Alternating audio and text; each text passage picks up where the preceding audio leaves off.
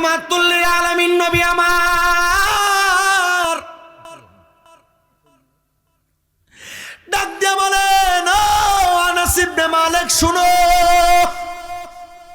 ফেরেশতা দুইজন যখন বান্দার সামনে আসে, ওই বান্দার চেহারাটা দেখে বান্দা ভয়ে বিছানার মধ্যে প্রস্রাব পায়খানা করে দেয়। এবার আজরাইল আলাইহিস সালাতু ওয়াস সালাম বান্দাটার সামনে দাঁড়া হয়ে যায়। দাঁড়ানোর সাথে সাথে ওই বান্দাটা সে অবস্থার মধ্যে স্বাভাবিকভাবে থাকে না। বান্দাটা সে অবস্থার মধ্যে যখন থাকে, বান্দাটার সামনে আজরাইল দাঁড়ানোর সাথে সাথে আজরাইলের সঙ্গে কথা বলার চেষ্টা করে। আজরাইল, আমি এখনো পর্যন্ত মরণের প্রস্তুতি গ্রহণ করি নাই, আমাকে একটু সুযোগ দাও, আমি যেন মরণের প্রস্তুতি গ্রহণ করতে পারি। তখন বান্দা কোনো কথা বলার সুযোগ তার থাকবে না, কারণ আমার আল্লাহ তাআলা বান্দাকে দুনিয়াতে একটা হায়াত দান করেছিলেন, যে হায়াত দ্বারা বান্দাটা দুনিয়াতে ভালো থাকবে, সুস্থ থাকবে, সুন্দর থাকবে, আর তার মালিকের ইবাদত করে করে বান্দা তার জীবন কাটিয়ে দিবে। কিন্তু বান্দা জীবন কাটায় নাই, বান্দাটা বড় সুন্দর করে রং তামাশায় জীবন কাটাইলেন। হাইরে ও রাঙ্গালিয়ার জান্নাতের বাগান মাহফিলের বাবা বন্ধুরা, পর্দার অন্তরালের আমার মা বোনেরা, ওই বান্দাটার সামনে আজরাইল আসার সাথে সাথে বান্দার দুই জিভ চোয়াল মানে দাঁতের মাঝখানে তার জিহ্বাটা কামড় পরে আটকা পড়ে যাবে। বান্দা বড় কষ্ট পায়, ওই কষ্ট বান্দা অনুভব করতে পারে। তখন বান্দা আজরাইল আলাইহিস সালাতু ওয়াস সালামকে আবার বোঝানোর চেষ্টা করবে। বান্দা জবান তো বন্ধ হয়ে গেল, কেমনে বুঝাবে? একটা বার কি আপনার মনে প্রশ্ন জাগে না? তখন বান্দা তার চোখের ইশারা দিয়া বোঝানোর চেষ্টা করবে। আরে আজরাইলের ভয়ঙ্কর এমন চেহারা, এমন বিকট চেহারা, বান্দা তাকানোর সাথে সাথে তার চোখগুলো একবার উপরের দিকে উঠে সাদা অংশটা দেখা যাবে। তখন বান্দার চোখটা উল্টে যাবে। ও মুসল্লিরা শোনো, একটু মন লাগে শোনো, যখন বান্দার চোখটা উল্টে যাবে, এবার বান্দাটার বুক বরাবর আজরাইল আলাইহিস সালাতু ওয়াস সালাম হাতটা রেখে দিবে। বান্দাটার বুকে হাতটা রাখার সাথে সাথে একটা বান্দার ঘাড়ের শাহরগগুলা ঠাস ঠাস করে ছিঁড়ে যাবে। সুবহানাল্লাহ ওয়ালহামদুলিল্লাহ ইল্লাল্লাহ, সুবহানাল্লাহ ওয়ালহামদুলিল্লাহ, লা ইলাহা লা ইলাহা ইল্লাল্লাহ, লা ইলাহা ইল্লাল্লাহ, সুবহানাল্লাহ ওয়ালহামদুলিল্লাহ। পেশাব দেওয়া লাগে। হাসবি রব্বি জাল্লাল্লাহ মা ফি কলবি গায়রুল্লাহ। পড়েন হাসবি রব্বি জাল্লাল্লাহ মা ফি কলবি গায়রুল্লাহ। নূর মুহাম্মদ সাল্লাল্লাহু লা ইলাহা ইল্লাল্লাহ, সুবহানাল্লাহ ওয়ালহামদুলিল্লাহ, লা ইলাহা লা ইলাহা লা ইলাহা। বলেন আমরা বড় ভাগ্যবান, আমরা নবী আল্লাহর মেহমান। আল্লাহ দয়া করে করলেন দান, পড়েন দয়া করে করলেন দান। নবীজি ঈমানেরি মান, লা ইলাহা ইল্লাল্লাহ, ও লা ইলাহা। লা পড়েন নামাজ রোজা চাইর না, কেহ মা বাবার খেদমত চাইর না। আমার নবীজির দুরূদ ভুইল না, পড়েন নবীর দুরূদ ভুইল না। আমার নবীজি তোমায় ভুলবে না, লা ইলাহা লা ইলাহা লা ইলাহা ইল্লাল্লাহু মুহাম্মাদুর রাসূলুল্লাহ সাল্লাল্লাহু আলাইহি ওয়াসাল্লাম। একটা জবান বন্ধ রাখবেন না, জবানটা ছেড়ে দিয়ে মুহাব্বতের আওয়াজে পড়েন আলহামদুলিল্লাহ। সবাই জবান খুলে আরেকবার পড়ি আলহামদুলিল্লাহ। উপস্থিত আজকের এই জান্নাতের বাগানের যিনি সম্মানিত সভাপতি জনাব আলহাজ মোহাম্মদ শহীদুল্লাহ মাস্টার সাহেব, সম্মানিত প্রধান অতিথি, বিশেষ করে আজকের মাহফিলের বিশেষ অতিথিবৃন্দ। আমি পূর্বেই পোস্টারটা পড়ি নাই, যদিও আমাকে অনেক আগে এটা পাঠানো হয়েছে। আমি তাকে দেখলাম রাঙ্গালিয়ার মানুষ খুব চালাক, আলহামদুলিল্লাহ পড়ে। আমি পোস্টারের দিকে তাকিয়ে দেখি এলাকাতে এত সুন্দর করে এরা দাওয়াত করছে যে এটার মধ্যে বিএনপির মনোনীত প্রার্থীও আছে, জামাত ইসলামের মনোনীত প্রার্থীও আছে, ইসলামী আন্দোলনের মনোনীত প্রার্থীও আছে, সাবেক উপজেলা চেয়ারম্যানও আছে। এরপর তাকে দেখলাম বর্তমান চেয়ারম্যানও আছে, ওই যে পাভাঙ্গুড়া ইউনিয়নের চেয়ারম্যানও আছে, তারপর সাবেক সংসদ সদস্য আছে। আপনারা চালাক মানুষ, এটা বোঝা গেছে। যেহেতু মসজিদের উন্নয়ন কল্পে সবাইকে দাওয়াত দিলে, যেহেতু সামনে নির্বাচনও আছে, ওনারা আসলে কিছু কিছু মসজিদে যদি দেয়, এটার ওসিলা যদি আল্লাহ তাআলা মসজিদে একটু দানের ইয়াটা একটু বাড়াইয়া দেয়, আল্লাহ তাআলা সব অতিথিকে কবুল করেন, পড়েন আমিন। বিশেষ করে আজকের মাহফিলে দ্বিতীয় বক্তা আলহাজ মুফতি মাওলানা গোলাম মুর্তুজা নুরি সাহেব, তৃতীয় বক্তা হযরত মাওলানা আসলাম হোসেন সাহেব, পরিচালনা করছেন আলহাজ মোহাম্মদ আব্দুল আলিম সাহেব, বিশেষ করে রওশন আলী সাহেব সহ মাহফিলে সম্মানিত আরজগুজার যিনি সেক্রেটারি জনাব মোহাম্মদ রবিউল করিম সাহেব সহ তালেবুল ইলম ছাত্র সমাজ, যুবক ভাইয়েরা, মুরব্বী বাবারা, যুবক নজওয়ান ভাই, ছোট ছোট মাসুম বাচ্চা, পর্দার অন্তরালে আছেন মা বোনেরা, আমরা মহান মনিবের দরবারে শুকর গুজার করে যাদের জবান আছে সেই জবানের জড়তা ছেড়ে দিয়ে ঝুষে ঘষে একটাবার মুহাব্বতের আওয়াজে পড়ি আলহামদুলিল্লাহ।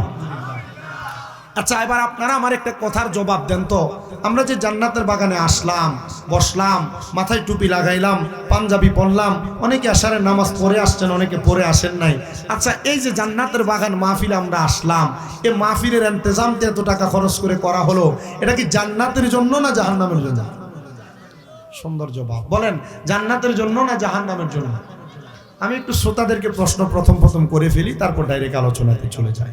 যেহেতু জান্নাতের জন্য, জান্নাতি মানুষ কারা এদের একটা পরিচয় আছে, আছে না? জান্নাতি মানুষ কারা? আপনার এলাকায় বহু মানুষ দেখবেন খুব ভালো মানুষ, ঝগড়াতে নাই, ফাসাদে নাই, দ্বন্দ্বে নাই, মারামারিতে নাই, কাটাকাটিতে নাই, চুরিতে নাই, কিন্তু সে নামাজ পড়ে না, আছে না? কিন্তু সে কি করে না? নামাজ পড়ে না। এলাকায় এবারে অনেক মানুষ দেখবেন সব ঠিক আছে, নামাজ পড়ে, রোজা রাখে, হজ করে, যাকাত দেয়, দান করে, সদকা করে, কিন্তু সুদের টাকা খায়, এমন লোকও আছে না? আওয়াজ কম, আরো জোরে বলেন, আছে না? আছে। এখন আমার পরিচয় হলো, নামাজ পড়েই যদি জান্নাতে চলে যাইতো, তাহলে এই ব্যক্তি সুদ খায়, এ জান্নাতে যাবে কিভাবে? কথা বলেন। এ ব্যক্তি ঘুষ খায়, এ জান্নাতে যাবে কিভাবে? আবার অনেক মহিলা আছেন পর্দা করেন, মুখে খুব সুন্দর নেকাব লাগান, খুব সুন্দর করে রাস্তায় চলাফেরা করেন, কিন্তু স্বামীর অর্ডার আদেশ মানে না, এমন অনেক আছে না? নামাজ পড়ে কিন্তু স্বামীর অবাধ্য, আছে না? আমি ডাইরেক্টলি আমার আলোচনায় চলে যাই। এই প্রকারের মানুষের মাঝে আল্লাহ তাআলা দুইটা শ্রেণী বিভাগ করেছেন। কয়টা? দুইটা। একটা ইমানদার, একটা বেঈমান, একটা মুমিন, একটা বেঈমান। মুমিন না তো আসেন না, মুমিন না যে ব্যক্তি আর মুমিন যেই ব্যক্তি, এই দুই প্রকার ব্যক্তিদের ইন্তেকালের একটা অবস্থা আছে। এই দুই প্রকার ব্যক্তি দুনিয়া থেকে যে যাবে তাদের একটা অবস্থা আছে, আছে না? আছে। তো আমরা যারা ইন্তেকাল করব, ইন্তেকাল করার পর আমাদের প্রথম যে স্টেশন সেটার নাম কবর, বলেন সেটার নাম কবর। কবরের পরে দ্বিতীয় যে স্টেশন সেটার নাম হাসর, হাসরের পর দ্বিতীয় যে স্টেশন সেটার নাম মিজান, মিজানের পরে যে স্টেশন সেটার নাম ফুলসেরাত, ফুলসেরাতের পরে দুইটা স্টেশন, একটা জান্নাত একটা জাহান্নাম। তো সেই পর্যন্ত অনেক দূর, অনেক দূর। তো এই দূরে আমরা গেলাম না, আমরা আমাদের কবরে যাওয়ার আগের যে একটা স্টেশন আছে, যে স্টেশনের নাম হাদিসে মুবারাকার ভিতরে বলা হয়েছে সাখরাতুল মাউতের বিছানা। সাখরাতুল মাউতের বিছানা, সাখরাতুল মাউত। সাখরাতুল মাউতটা কি একটু শোনেন। আমি যদি এই আলোচনা করি, আমি বিশ্বাস করি আপনারা একটু আনন্দিত হবেন কিনা জানি না, তবে কবরের প্রতি ভয় আসবে, স্তব্ধতার সাথে বয়ান শ্রবণ করবেন। আল্লাহ তাআলা আমাকে বলার, আপনাদেরকে শ্রবণ করার তৌফিক দান করেন। 7টা হাদিসে মুবারাকার উপর যাচাই বাছাই করে সাকরাতুল মাউতের বিছানার মধ্যে একটা মানুষ ইন্তেকালরত অবস্থায়, ওই মানুষটার মরণের অবস্থা কেমন হয় আমি সেই হাদিসগুলা যাচাই বাছাই করে একটা ওয়াজ তৈরি করেছি। হযরত আব্দুল্লাহ ইবনে আব্বাস রাদিয়াল্লাহু তাআলা আনহু আমার নবীজির দরবারে উপস্থিত। এমন টাইমে আমার নবীজির দরবারে উপস্থিত আছেন হযরতে আনাস ইবনে মালিক রাদিয়াল্লাহু তাআলা আনহু। ওনারা যখন উপস্থিত অবস্থায় রাহমাতুল লিল আলামিন নবীজিকে প্রশ্ন করলেন, ইয়া রাসূলুল্লাহ, বনু কুরাইজা গোত্রের একজন মানুষ ইন্তেকাল করেছে। যেই মানুষটা ইন্তেকাল করার সময় তার চোখগুলা উল্টে গেছে, মানুষ তাকে দেখে ভয় পাচ্ছে।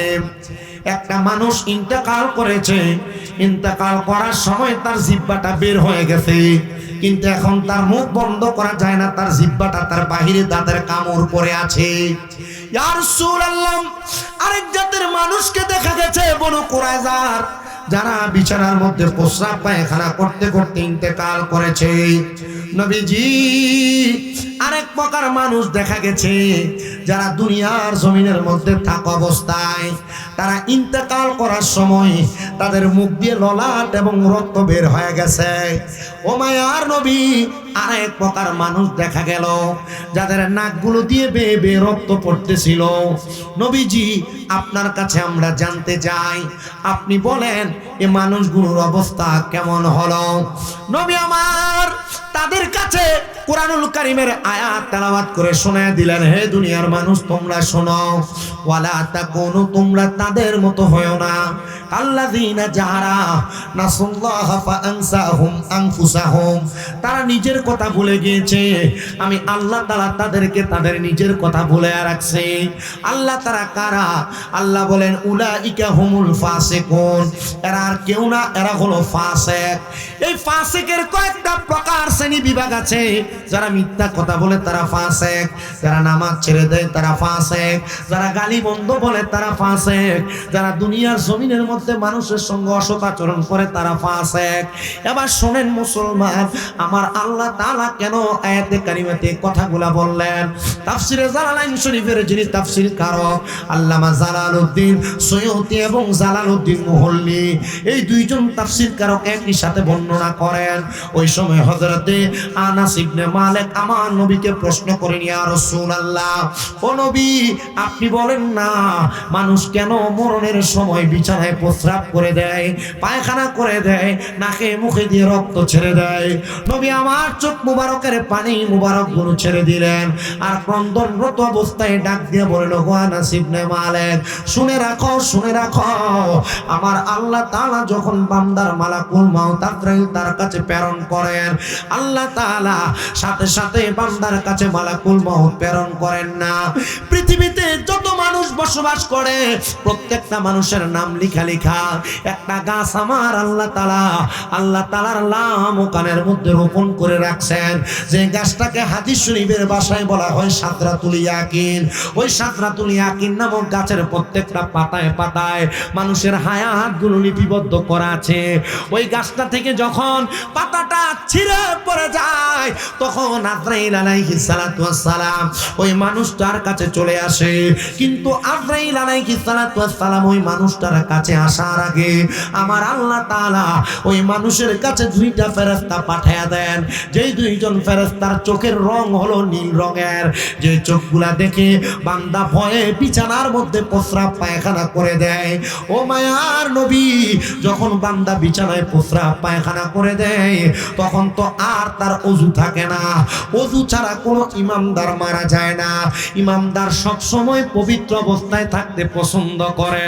আমি আপনাদের সবার কাছে বলবো, আমার পাবনা ভাঙ্গুরা থানা রাঙ্গালিয়া পূর্ব সীমান্ত পাড়া জামে মসজিদের 17তম ইসলামী জলসায় আগন্ত মুসলমানেরা মনে রাখতে হবে, একটা মুসলমান সব সময় পবিত্র থাকবে, অপবিত্র না।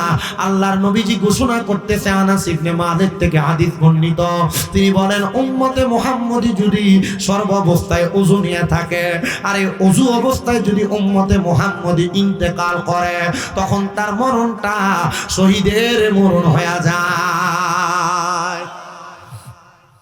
ওয়াজ কি বুঝতেছেন? রাহমাতুল লিল আলামিন নবী আমার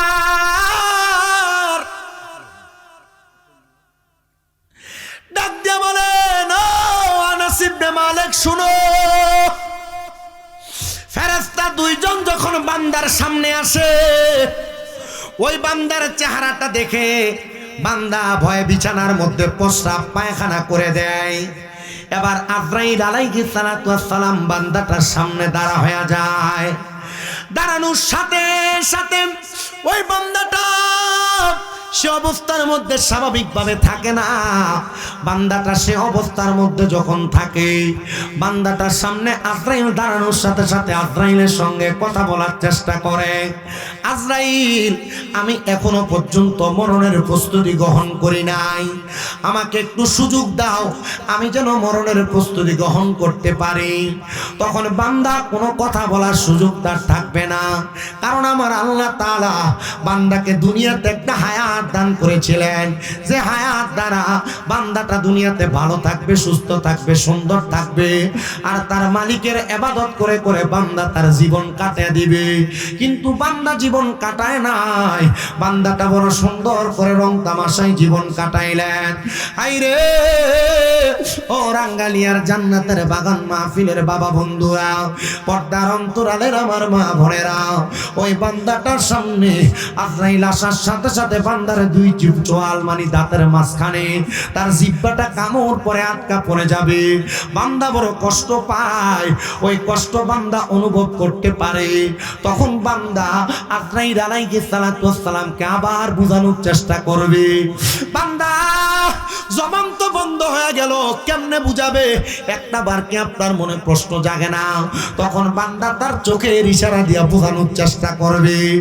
আরে আজরাইলের ভয়ঙ্কর এমন চেহারা, এমন বিকট চেহারা, বান্দা তাকানোর সাথে সাথে তার চোখগুলো একবার উপরের দিকে উঠে সাদা অংশটা দেখা যাবে। তখন বান্দার চোখটা উল্টে যাবে। ও মুসল্লিরা শোনো, একটু মন লাগে শোনো, যখন বান্দার চোখটা উল্টে যাবে, এবার বান্দাটার বুক বরাবর আজরাইল আলাইহিস সালাতু ওয়াস সালাম হাতটা রেখে দিবে। বান্দাটার বুকে হাতটা রাখার সাথে সাথে একটা বান্দার ঘাড়ের রগগুলা ঠাস ঠাস করে ছিঁড়ে যাবে, হাতের রগগুলা ছিঁড়ে যাবে, পায়ের রগগুলা ছিঁড়ে যাবে। বান্দা তখন আফসোস আফসোস করতে থাকবে। নবীজি আপনি জবাব দেন না গো, তখন বান্দাটার উম্মতটার কেমন অবস্থা হবে? নবী আমার জানায়া দেয়, ওই সময় বান্দা উম্মতে মুহাম্মদীর অবস্থাটা এমন হবে, বান্দার রক্ত চলাচল করতে পারবে না, তার নাক এবং মুখ দিয়ে রক্তগুলা থরথর করে বের হতে লাগবে। ওই বান্দা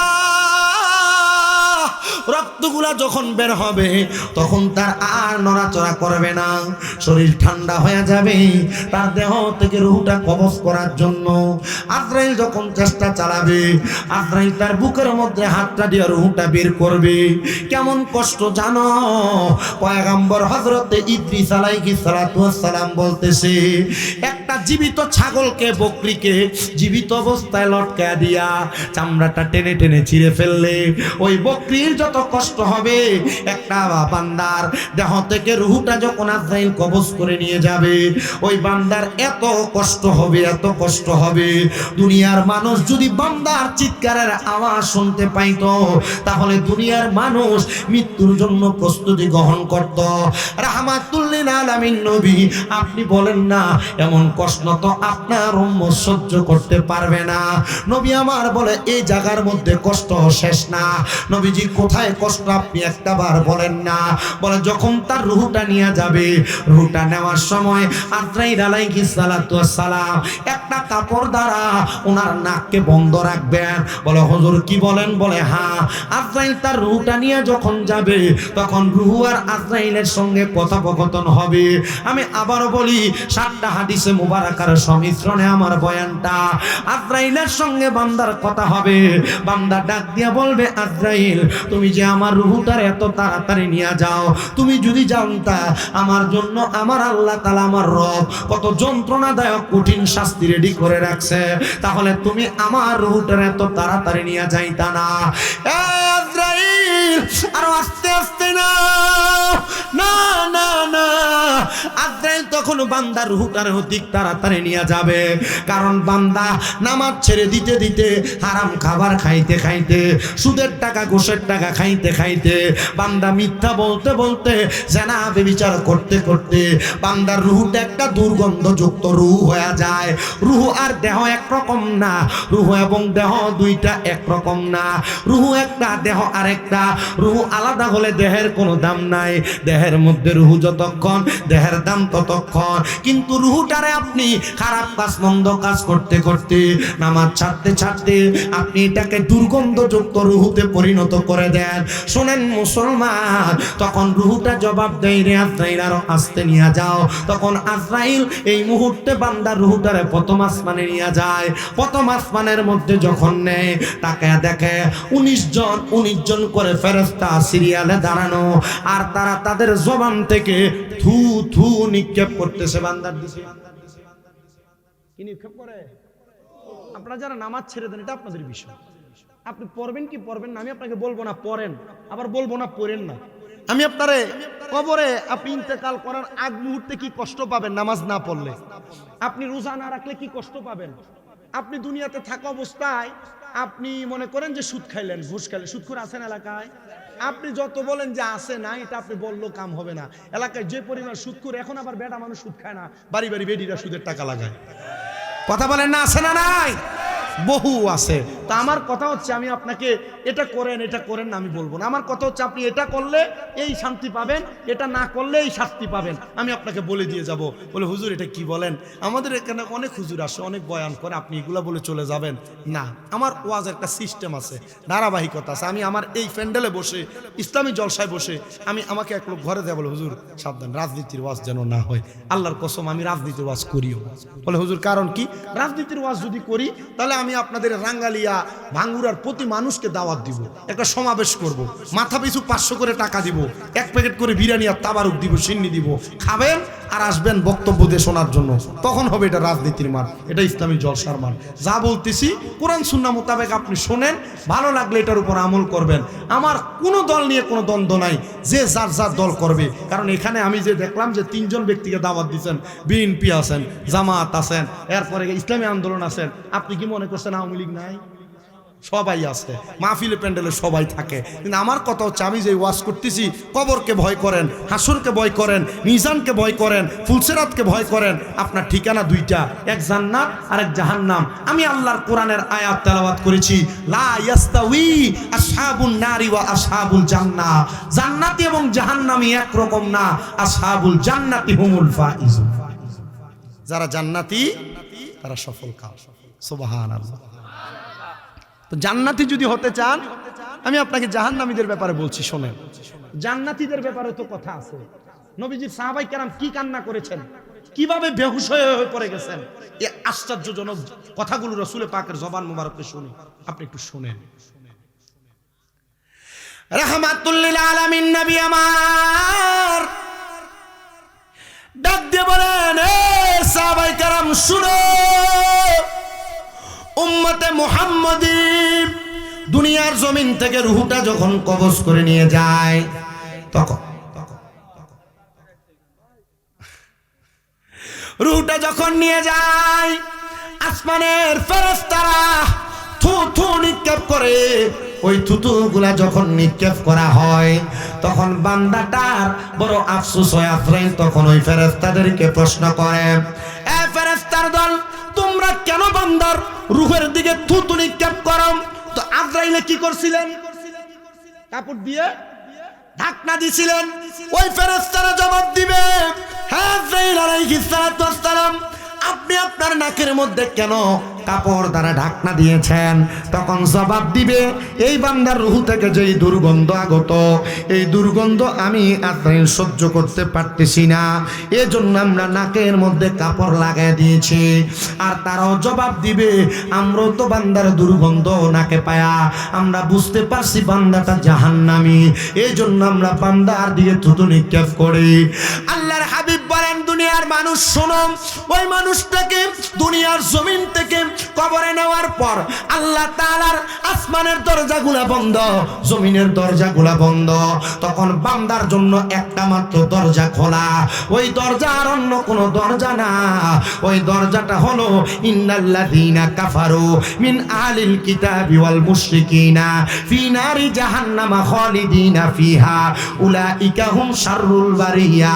ওই দরজাটার নাম হলো যারা কুফরি করে, যারা দুনিয়াতে আহলে কিতাবের অন্তর্ভুক্ত, যারা দুনিয়াতে শিরিক করে মুশরিক, আল্লাহ তাআলা তাদের জন্য রেডি করে রাখছেন খালিদিনা ফিহা, এমন একটা জাহান্নাম যে জাহান্নামে বান্দা চিরস্থায়ী বাসিন্দা হয়ে থাকবে।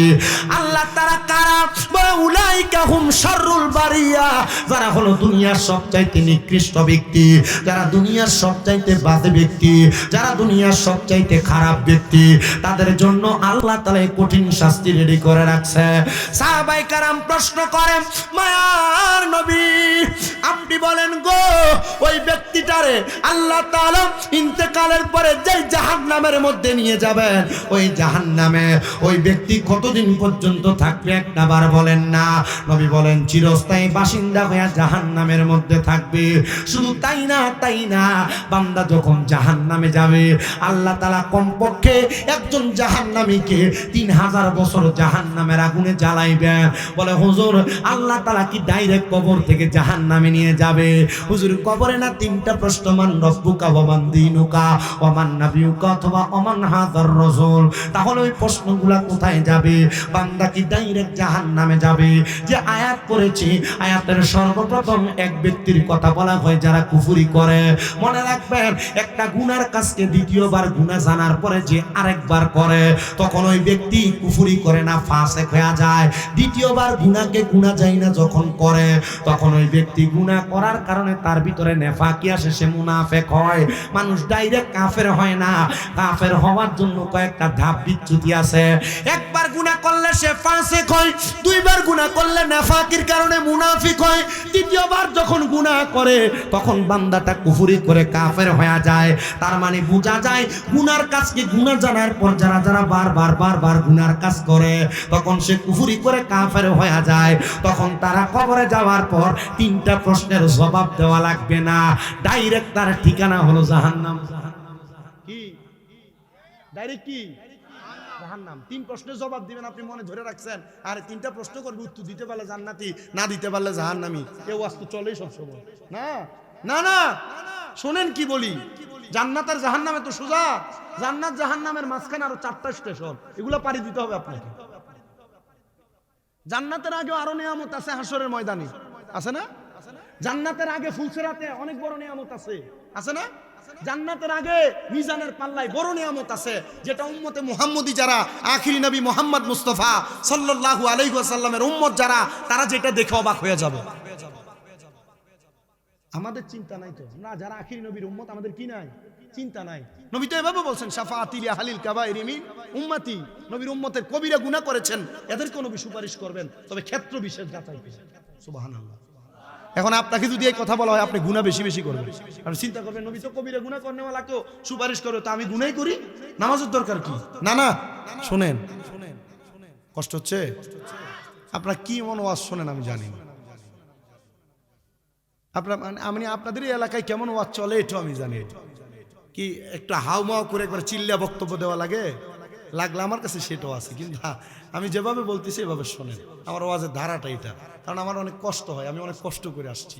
তো আলহামদুলিল্লাহ, যে যার ঘরে খাওয়াইলো, নাম না কি ওনার? হ্যাঁ, আবুল কাসেম সাহেব। হ্যাঁ, আবুল কাসেম সাহেব মোটামুটি ডাট খানা হয়েছে, তো এই খানা মোটামুটি এটা ভালো হয়েছে। এটা খায় তো ওয়াজও ভালো হবে আশা করতেছি। এটা দই যেটা খাওয়াইছে না, এটা যে অরিজিনাল দুধের বোঝা গেছে। হ্যাঁ, অরিজিনাল দুধ, পাবনাতে খাঁটি হয় না। বলবো ইনশাল্লাহ কুমিল্লাতে গিয়ে আপনাদের কথা। মাশাআল্লাহ, অনেক কিছু খাওয়াইছে আলহামদুলিল্লাহ। ঠান্ডা লাগে না? ওটা হয় মনে হয় আইনা, এটা বাইরে রাখছে যেন হুজুর খাইতে পারে। আর নিয়ত বালা খাওয়ানো, মার হওয়া পরে খাওয়ানোর কি ভালো, নিয়ত ভালো। আমার কাউকে খাওয়ানোর জন্য নিয়ত থাকা লাগবে। অনেক মানুষ কোটি টাকার মালিক কিন্তু গরিব দুঃখীকে খাওয়ায় না, মাদ্রাসার এতিমদেরকে দেয় না, আছে না? মসজিদ মাদ্রাসা 2 টাকাও দেয় না। দেখবেন যে কৃষক মাঠে কাজ করে মাঝে মাঝেই 1 মণ ধান পাঠায় দেয় মসজিদে, মাদ্রাসায় পাঠায় দেয়, গরিব দুঃখীরে দান করে, আছে না? এটা একটা দান করার জন্য মন মানসিকতা লাগে। কারণ আল্লাহর হাবিব বলছেন সাখিউ হাবিবুল্লাহ, দানকারী আল্লাহর বন্ধু। তো গরিব দুঃখী যদি দান করে আল্লাহর বন্ধু হয়, আর পয়সাওয়ালা যদি কিপটামি করে বখিলামি দেখায়, এ ব্যক্তির সাথে আল্লাহর সাথে সম্পর্ক থাকবে না, এটা তার বিষয়। আমরা সবাই আল্লাহর বন্ধু হতে চাই, কথা বলেন না, ঠিক কিনা? তো এবার একটু মনোযোগ লাগায় শুনেন, একটা জাহান্নামী কয় হাজার বছর জ্বলবে? জোরে সবাই জবাব দেন, বলেন কয় হাজার বছর জ্বলবে? নবী আমার বলেন উম্মত শুনো, 3000 বছর যখন জাহান্নামীরা জাহান্নামে জ্বলবে, জাহান্নামের আগুনের রং কিন্তু একরকম থাকবে না। জাহান্নামের আগুনের রং হলো 3টা। লাল রঙের আগুনের মধ্যে এক একটা জাহান্নামীকে 1000 বছর ধাও ধাও করে জ্বালানো হবে। এবার জাহান্নামের আগুনের রংকে 1000 বছর পরে লাল থেকে সাদা ধোঁয়াযুক্ত রং বানিয়ে দেওয়া হবে। ওই বান্দা আরো 1000 বছর জাহান্নামের আগুনে ধাও ধাও করে জ্বলতে থাকবে। ওই বান্দাটারে এবার 2000 বছর জাহান্নামের আগুনে জ্বালায়া জাহান্নামের আগুনের রংটাকে কালো ধোঁয়াযুক্ত আগুনের রং বানিয়ে দেওয়া হবে। 3000 বছর জ্বালাইবেন। নবী যখন এই বক্তব্য দিতেছিলেন, মসজিদে নববীর একটা মিম্বর আছে, যে মিম্বরের পাশে দাঁড়ায়া আমি গত বছর নামাজ পড়ে আসছি হজের মধ্যে। ওই মিম্বরের মধ্যে আমার নবী দাঁড়ায়া দাঁড়ায়া যখন বক্তব্য দিতেছিলেন, এমন টাইমে আমার নবীজির সামনে 70 মতান্তরে 72 জন আহলে সুফফার সদস্যরা নবীজি বক্তব্য প্রদান করে। নবীজির 40-42 জন সাহাবায়ে কেরাম কান্না করতে করতে বেহুশ হয়ে গেছেন, আর 30 জন সাহাবায়ে কেরাম গড়াগড়ি করে কান্না করতেছেন। আল্লাহর হাবিব মুহাম্মদুর রাসূলুল্লাহ আপনি বলতেছেন জাহান্নামীদেরকে এতক্ষণ পর্যন্ত আযাব দেওয়া হবে, দুনিয়ার একদিন না 500 বছরের মতো অথবা 500 দিনের মতো। আল্লাহর হাবিব সাল্লাল্লাহু আলাইহি সাল্লাম বলতেছেন হাসরের ময়দানের একদিনের মতো। শোনো রে মানুষ শোনো। তখন সাহাবায়ে কেরাম নবীজিকে বলেন, ইয়া রাসূলুল্লাহ, নবীজি গো আপনি বলেন না মানুষ কি তখন এত কঠিন আযাব সহ্য করতে পারবে? তাদেরকে কি মাফ করা হবে না? তাদেরকে কি কথা বলার সুযোগ দেওয়া হবে না? হ্যাঁ, সুযোগ দেওয়া হবে। 3000 বছর আগুনে জ্বালায়া পুরায়া আঙ্গার করার পরে আবার তাদেরকে মানব আকৃতি দিয়া আমার আল্লাহ তাআলা তাদেরকে তাকাসসুর নামক একটা জায়গাতে দাঁড় করা দিবে। এই যে মাটি দেওয়ার সময় আপনারা পড়েন, মিনহা খালাকনাকুম ওয়া ফিহা নুঈদুকুম ওয়া মিনহা নুখরিজুকুম তারাতান উখরা। আরে বাবা, এই আয়াতের মধ্যে আপনারা সবাই অনুবাদ করেন, আমরা আলেমরাও বলি আল্লাহ মাটি দিয়া বানাইছেন, মাটির মধ্যে ঢুকাবেন, মাটি থেকে বের করবেন। না না না, কোন আলেমকে জিজ্ঞেস করবেন আপনার এলাকার, হুজুর এ জায়গায় যে বলল মিনহা খালাকনাকুম ওয়া ফিহা নুঈদুকুম ওয়া মিনহা নুখরিজুকুম তারাতান উখরা, আল্লাহ মাটি দিয়া বানাইছে, এই আয়াতের কোন জায়গার ভিতরে মাটি শব্দটা নাই। কি নাই? মাটি শব্দটা এই আয়াতের কোন জায়গাতে নেই। তাহলে কিভাবে মিনহা খালাকনাকুম, ওই যে মিনহা দ্বারা হায় জমির দ্বারা আয়াতের আগের অংশে মাটির করতে বলে। মারহাবা। আমাদেরকে যখন মাদ্রাসায় তাফসীর পড়ান, আমি এই বছর কুমিল্লা ইসলামী আলিয়া মাদ্রাসা থেকে কামেল পরীক্ষা ফাইনাল দিব। আপনাদের দোয়ায় আমি যখন এসএসসি দিলাম, দাখিল পরীক্ষা দিলাম, তখন থেকে আমি ওয়াজ করি। মোটামুটি 9 বছর চলে। আমি ওয়াজের জগতে বুঝা। 9 বছর হইলে তো মোটামুটি অনেক বছর না? আমি ওয়াজ কেন? এটা মোটামুটি আমার এলাকার মানুষ, আমার আশেপাশে এলাকার মানুষ, আমি যখন কথা বলি তারা আমার কথাগুলো পছন্দ করতেন, করে করে ডাকতেন। ডাকা থেকেই বক্তা। এরপর থেকে আমার হুজুররা, আমার ওস্তাদরা আমাকে বলছেন যেহেতু আলোচনা করো, কুমিল্লা ইউনিভার্সিটিতে বাংলা অনার্স ফাইনাল করা শেষ হলো, তো আমাকে বলছে যেহেতু আলোচনা করো, কোরআন হাদিসের প্রতি একটু মনোযোগী থাকতে হবে। আমি বলছি হুজুর আপনারা পড়াইলে আমার পড়তে অসুবিধা কি? মারহাবা। আরো জোরে পড়েন না মারহাবা। এই জন্য আমার কষ্ট। এই যে সামনে জানুয়ারিতে পরীক্ষা, এমনও পরীক্ষার দিন আছে পরীক্ষা দিয়ে যায় 2টা মাহফিল করতে হবে। কথা কি বুঝতে পারছেন আপনারা? আমি আপনাদের কাছে কথাগুলো বলি, শোনেন, একটু মনোযোগ লাগায় শুনলে আমার কাছে ভাল লাগবে, আপনাদের কাছেও ভাল লাগবে। তাহলে 3000 বছর জ্বালাবেন, একটা জায়গায় দাঁড় করাবেন, যে জায়গার নাম হলো তাকাসসুর। বলেন জায়গার নাম কি? নবীজি সাহাবায়ে কেরাম কান্না করতেছেন আর বলতেছেন, ও আল্লাহর হাবিব, তাকাসসুর নামক জায়গার মধ্যে যখন দাঁড় করানো হবে, তখন কি বান্দাকে কিছু বলার সুযোগ দেওয়া হবে? আপনাদের এই রাঙ্গালী এলাকায়, পাবনা এলাকায় যখন চোর ধরা হয়, চোর ধরে না, চোর ধরা হয়, চুরি করার পরে বাঁশের সাথে গাছের সাথে যখন বাঁধা হয়, 2-3 ঘা মারার পরে সে বলে হ্যাঁ ভাই মাইরো না, আমি চুরি করছি, পেটের দায়ে স্বীকার করে কিনা? ওই সময় তাকাসসুর নামক জায়গায় দাঁড় করানোর পরে একটা জাহান্নামী ব্যক্তিকে বলা হবে, বলো তুমি কি বলতে চাও? তখন বান্দা 3 বার তার জবান দ্বারা বলবে পানি পানি পানি, 3 বার বলবে। আমি চিন্তা করতেছি যদি আমাকে সুযোগ দেয় আমি বলবো আমাকে মাফ করে দাও। না না না, বান্দা তারা 3000 বছর জ্বালানো পুরানোর পরে বান্দা তখন জবান দ্বারা বলবে পানি পানি পানি। সাহাবায়ে কেরাম কান্না করতেছেন, ইয়া রাসূলুল্লাহ, ইয়া হাবিবাল্লাহ, আপনি নবী বলেন না যখন বান্দাকে তখন পানি কি দেওয়া হবে নাকি? বান্দা তো গুনাহগার, বান্দা তো জাহান্নামী, বান্দাকে কি তখন পানি দেওয়া হবে নাকি? নবী আমার বলেন দেওয়া হবে। পানি দেওয়া হবে দুনিয়ার মিনারেল ওয়াটারের মতো? না না না, রাহমাতুল লিল আলামিন নবী বলেন বান্দাকে যখন পানি দেওয়া হবে, পানি দেওয়া হবে, ওই পানিটাকে বলা হয় তিনাতুল খাবাল। হাদিস শরীফের মধ্যে পানিটাকে তিনাতুল খাবাল বলে ঘোষণা করেছে। অন্যান্য জাহান্নামীদেরকে জাহান্নামের আগুনের মধ্যে জ্বালানোর কারণে যে রক্ত এবং পুঁজগুলো বেয়ে বেয়ে পড়ছে, ওই রক্ত এবং পুঁজগুলা বান্দাকে দেওয়া হবে পান করার জন্য। বান্দাকে রক্ত এবং পুঁজগুলা দেওয়া হবে। বান্দা রক্ত পুঁজগুলা পান করার জন্য মুখের কাছে কেমনে নিবে শোনেন? দুনিয়ার কোনো গ্লাসের মধ্যে করে, মগের মধ্যে করে বান্দাকে পানি দেওয়া হবে না। একটা লোহার উত্তপ্ত গরম আগুনের মধ্যে গরম করা একটা আগুনের পাত্রের মধ্যে করে বান্দাকে টকবক টকবক করে ফুটনেওয়ালা রক্ত এবং পুঁজগুলা দেওয়া হবে বান্দাকে পান করার জন্য। ইয়া রাসূলুল্লাহ, তখন কি আপনার বান্দা উম্মতরা পান করবে নাকি? বলে হ্যাঁ পান করবে। যখন তার সামনে ওই পানিটা নেওয়া হবে, তার পিপাসার কারণে তার গলা শুকিয়ে কাঠের মতো হয়ে যাবে, তখন ওই রক্ত পুঁজগুলা সে তার জিহ্বার মধ্যে ঢালবে। তার রক্ত পুঁজগুলা জিহ্বাতে ঢালার কারণে এত পাশ্চিত্যজনিত গরম, ওই গরমটার কারণে বান্দার জিহ্বা গলে যাবে, পেটের গলা পর্যন্ত জ্বলে যাবে, পেটের নাড়ি বুড়িগুলা গলে গলে বান্দার পায়খানার রাস্তা দিয়ে থরথর থরথর করে বের হবে। হ্যাঁ পর্দার অন্তরালের মা, তোমরা যারা বেপরদা চলাফেরা করো মনে রাখবা তোমাদেরকেও কিন্তু এমন কঠিন শাস্তি দেওয়া হবে। তোমরা যারা স্বামীর অমান্য করো, স্বামীর আদেশ মানতে চাও না, তোমাদেরকেও এমন শাস্তি দেওয়া হবে।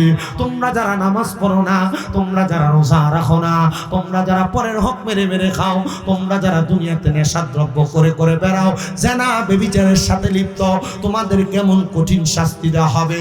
নবী নবী আপনি বলেন না ওই ব্যক্তিগুলারে তখন আবার কোথায় দেওয়া হবে?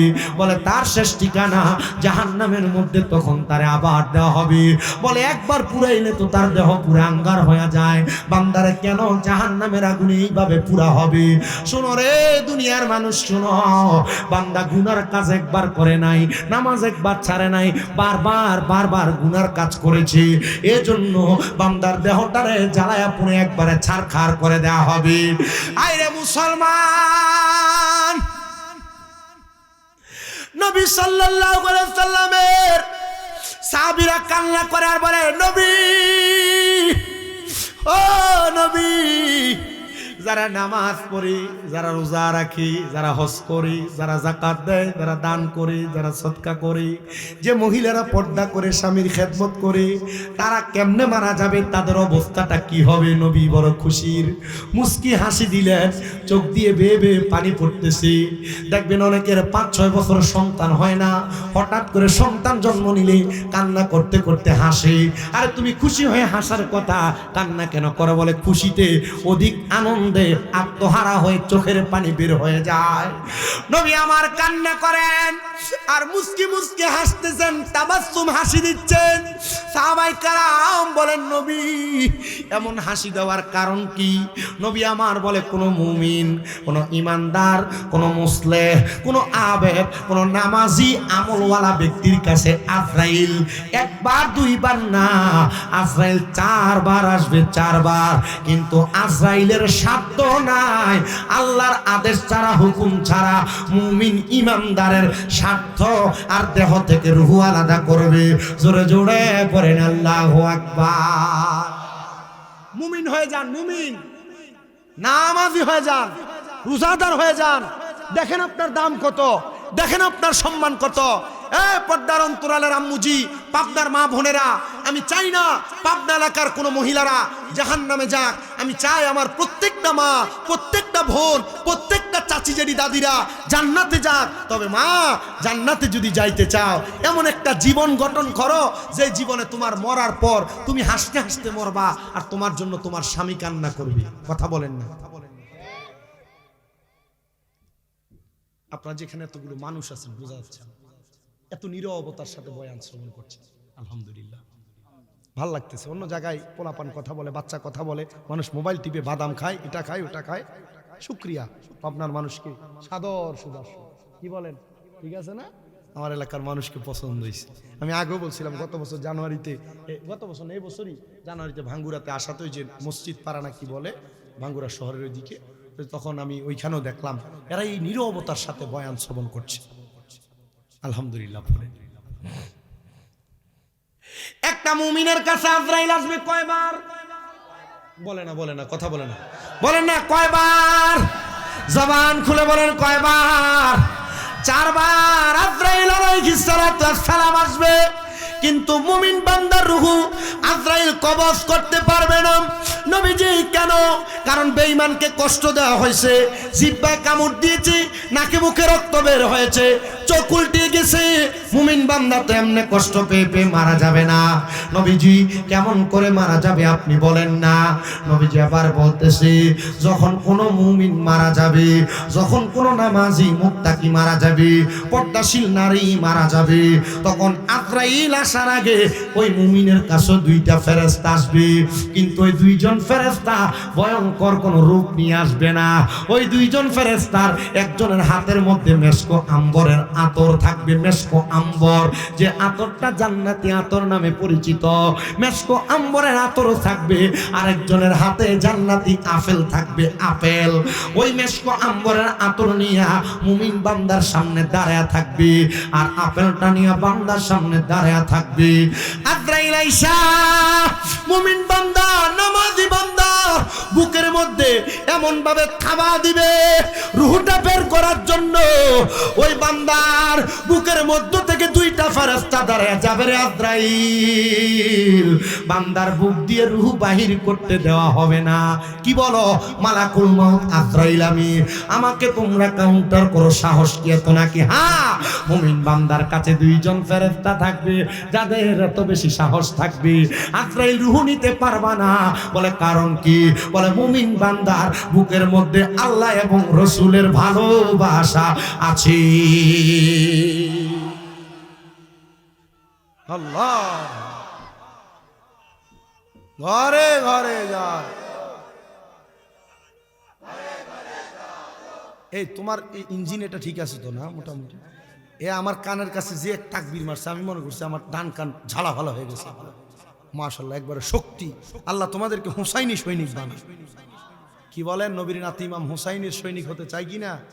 যে যুদ্ধ করেছেন, একসাথে ৭২,০০০ লোকের সাথে যুদ্ধ করছে। এটার গলা তেমন। আল্লাহ আপনার গলার মধ্যে হযরত বেলাল রাদিয়াল্লাহু তাআলা আনহুর মহব্বত দান করেন, যে বেলাল রাদিয়াল্লাহু তাআলা আনহুর গলার আজানের আওয়াজ আরশ মুআল্লা গিয়েছে। গলায় জোর আছে, তবে নামাজি হও, রোজাদার হও, মুত্তাকি হও। চাই তোমরা এগুলার মাধ্যমে নাজাত পাও। মারহাবা। এবার বুকের কাছ থেকে ফিরে যাবে, কারণ বাধা দেওয়া হইল। আল্লাহ তাআলার আদেশ মোতাবেক আবার আজরাইল আসবে মুমিনের কাছে। মুমিন বান্দার চেহারা বরাবর হামলা করা হবে রূহ নেওয়ার জন্য। মুমিন বান্দার একটা দামি জায়গা হলো তার কপাল। কি বলেন না? মুমিন বান্দার একটা দামি জায়গা হলো তার কপাল। ওই কপালের মধ্য থেকে 2টা ফেরেশতা জবাব দিবে, আজরাইল শুনো শুনো, এই বান্দার কপাল দিয়ে রূহ বের করা যাবে না। বলে কারণ কি? কারণ কি একবার বলো না।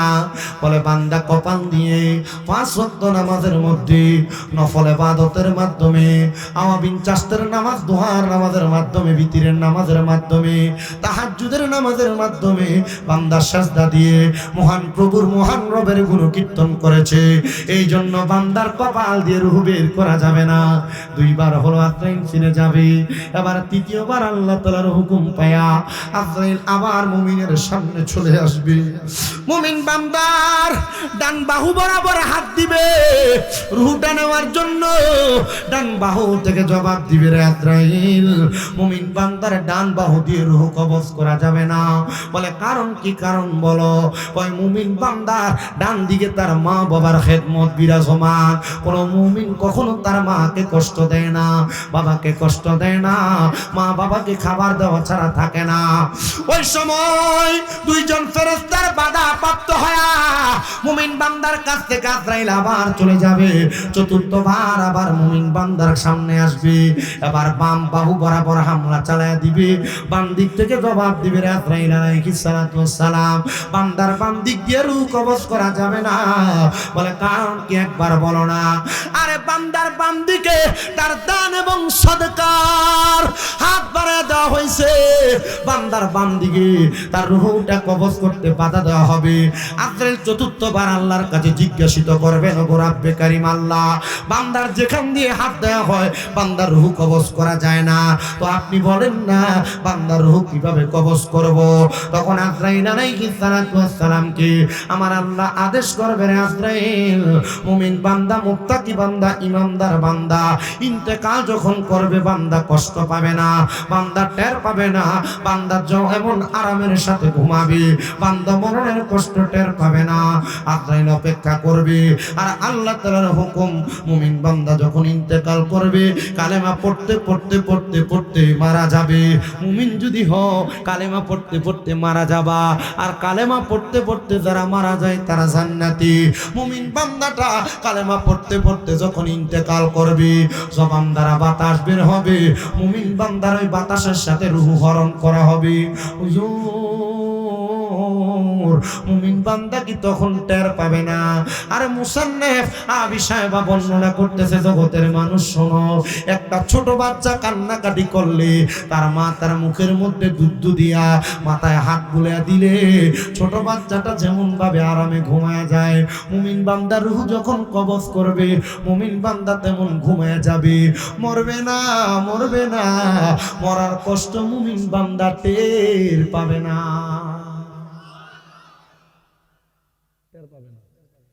মুমিন হন কি হন? আগে যারা ছিল তারা কারা? মুমিনের আগে যাদের বর্ণনা হয়েছিল তারা কারা? কাফের, মুশরিক, বেঈমান, মুনাফিক, মুরতাদ, ফাসিক। ওনারা কষ্ট পাবে, বিছানায় প্রস্রাব করবে, পায়খানা করবে, নাকে মুখে রক্ত বের হবে, জিহ্বায় কামড় দিবে, এটা ওনাদের মরণের কথা। হুজুর মুমিনের অবস্থা আরো বর্ণনা করেন, শুনবেন আপনারা? আমি যত তাড়াতাড়ি শেষ করব আমার লাভ, তবে আমি যত দেরি করব আপনাদের লাভ। আমার সময় এখনো শেষ হয় না, আমার যেটা, এরপর আপনারা চাইয়ে নিতে পারলে এটা আপনাদের। আমার সময় এখনো আরো বাকি। আরো কি আছেন আপনারা? কি বলেন সেক্রেটারি সাহেব, আরো চলবে? তাহলে আপনারা যদি চালান আমি চালাইতে রাজি। সবাই জোরে পড়েন মারহাবা। তবে একটু আমার সাথে একটা গজল পড়েন, পারবেন তো ইনশাল্লাহ?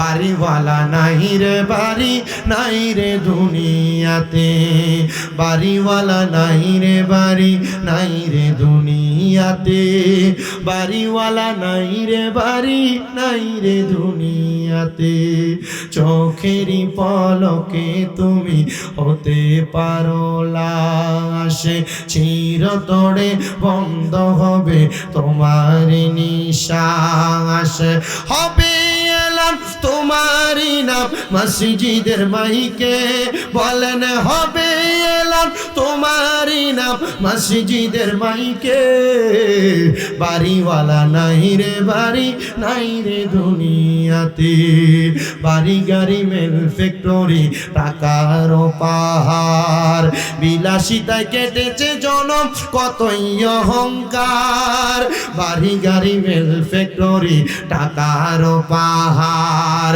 বিলাসিতায় কেটেছে জনম কতই অহংকার দামি কাপড় ছেড়ে হবে দামি কাপড় ছেড়ে হবে সাদা কাফন পরিতে বাড়িওয়ালা নাই রে বাড়ি নাই রে দুনিয়াতে বাড়িওয়ালা নাই রে বাড়ি নাই রে দুনিয়াতে বাড়িওয়ালা নাই রে বাড়ি নাই রে দুনিয়াতে তোমার ভয়ে থাকতো মানুষ ছিল বাহাদুরি ভাবনি হাওয়ায় উড়া তুমি যে রঙিনী ঘুড়ি সুতোই টানে দিলে মালিক সুতোই টানে দিলে মালিক পারবে না থাকিতে বাড়িওয়ালা নাই রে বাড়ি নাই রে দুনিয়াতে বাড়িওয়ালা নাই রে বাড়ি নাই রে দুনিয়াতে বাড়িওয়ালা নাই রে বাড়ি নাই রে দুনিয়াতে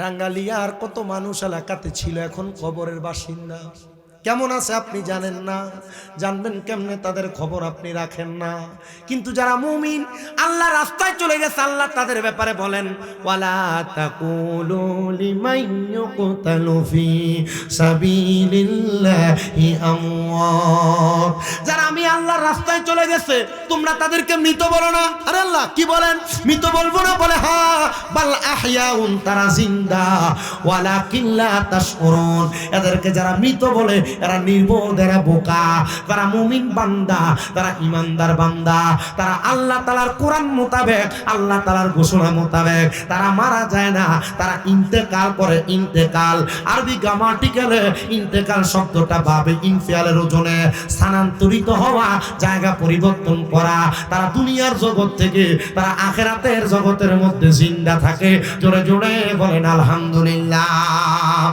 এবার মুমিনের রূহটা নিয়ে যাবে আজরাইল মুমিন বান্দার রূহ এবং আজরাইলের সঙ্গে কথা হবে বেঈমান বলছিল আমারে কেন এত তাড়াতাড়ি নিয়ে যাও মুমিনের রূহ ডাক দিয়ে বলবে আজরাইল তুমি কেন আমারে এত আস্তে আস্তে নিয়ে যাচ্ছ আর বলে কি আজরাইল তো একই গতিতে নিয়ে যাচ্ছে মুমিন বান্দা বলবে তুমি আমারে কেন এত আস্তে আস্তে নিয়ে যাও বলে কেন তোমাকে কি আরো তাড়াতাড়ি নিয়ে যাব বলে হ্যাঁ তুমি যদি জানতে আল্লাহ তাআলা আমার জন্য কত মজাদার আরামদায়ক জায়গা রেডি করে রাখছে তাহলে তুমি আমাকে তো আস্তে আস্তে নিয়ে যাইতা না তুমি আমারে আরো তাড়াতাড়ি নিয়ে যাইতা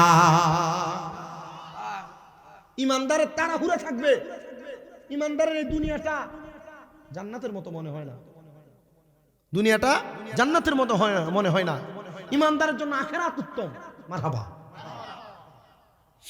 ইমানদার বান্দা রূহ যখন নিয়ে যাবেন প্রথম আসমানে ইনদা রাব্বিহিম ওয়ারাদুআন বড় পুরস্কার শুনো নবীজি কেমন পুরস্কার আপনি বলেন নবী আমার বলবে ওই পুরস্কার স্বয়ং আল্লাহর পক্ষ থেকে দুনিয়ার পুরস্কার মানুষ টাকা দিয়ে 1 লাখ 2 লাখ 5 লাখ দিয়ে বুঝ দিবে এবার বলেন দুনিয়ার মানুষের চাইতে সর্বশক্তিমান সবচাইতে বেশি ক্ষমতাবান একজন তিনি কে ওই আল্লাহর পুরস্কার কত মূল্যবান পুরস্কার শোনেন মানুষ বলে আল্লাহ যে পুরস্কার দিবে ওই পুরস্কারের নাম হলো জান্নাতুল আদনিন ওই পুরস্কারের নাম হলো জান্নাতুল আদন নবীজি জান্নাতুল আদন পুরস্কারটা কেমন হবে নবীজি জানাচ্ছেন তাজরি মিন তাহতিহাল আনহার এত সুন্দর জান্নাত ওই জান্নাতের নিচে দিয়ে নদী প্রবাহিত হবে এবার শুনেন ওই নদীটার নাম হলো র আলিফ জিম বা ওই নদীটার নাম হলো রজব নদী রজব